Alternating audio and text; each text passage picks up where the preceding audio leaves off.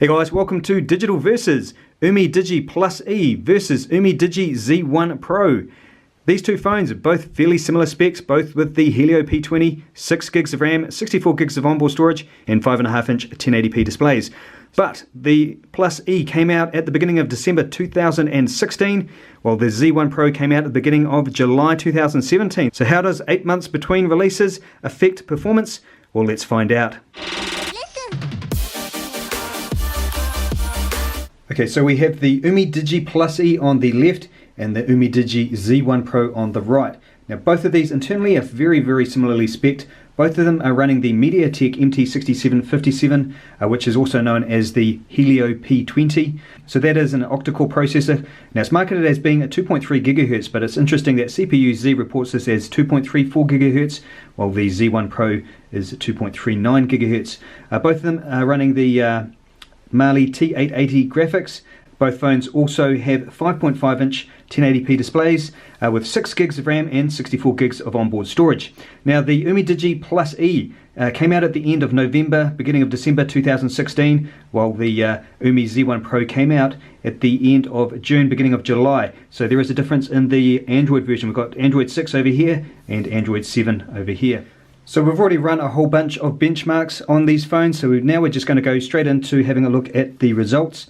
So starting off with Geekbench 4, in the CPU core performance, you can see both of these phones are scoring pretty much the same, 860 for single core and 4000 in the multi-core scores. In the Geekbench 4 GPU performance, we can see that again they score very similar, 2830 versus 2912.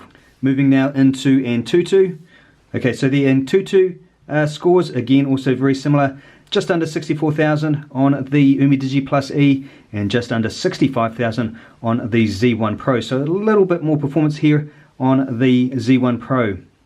The next test is the Basemark OS2 benchmark. So this benchmark here tests overall system performance, and in this test the slight win goes to the Umidigi Plus E, scoring an overall score 1,234 versus 1,215. We can see it gets slightly better in the web browsing test and in the memory test, but the system and the graphics goes to the Z1 Pro. But the total of these give an overall score that is very similar. Next test is Basemark X game benchmark. So this one here tests graphics performance for gaming, and we can see here the results.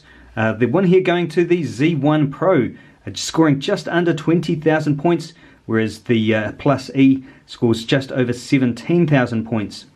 Okay, the next benchmark is called AndroBench. So this benchmark tests the performance of the onboard storage. So starting off with the Umidigi Plus E on the left, sequential read speeds 280 megabytes per second, beating out the sequential read speeds of the Umidigi Z1 Pro at 247 megabytes per second. Moving down to the sequential write speeds, 143 megabytes per second versus 190, so the one going to the Z1 Pro.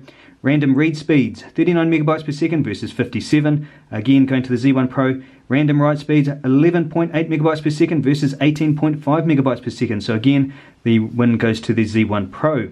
Okay, this benchmark is PCMark. So this again tests performance of the two phones for things like web browsing scores, video editing, photo editing, data manipulation. So the overall score here for these tests on the Z1 Pro, 3,755 versus 3,154 on the Umidigi Plus E. So the final test is a benchmark called Seascape. So we'll just go ahead and run this. Okay, so I've let both of these run for a little while now, so we'll just go ahead and look at the results. So overall score on the Z1 Pro, we get an average of 10 frames per second versus the Plus E with an average of 9.4 frames per second. So again, very similar between these two. So as expected, with both phones having the Helio P20 and 6 gigs of RAM, they do perform very similar. I would give the slight win though to the Z1 Pro because in some benchmarks like Basemark X Game Bench, it did score about 15% more than the Plus E. But overall, very similar. But of course, this phone here does have a lot of other advantages. It is a slimmer phone with a bigger battery, has an AMOLED display and dual cameras. So I will be doing some more comparisons between these two phones, as well as comparing this to some other phones. So stay tuned for that. Don't forget, if you like this type of content, don't forget to subscribe. Thanks for watching, take care, and I'll catch you in the next one.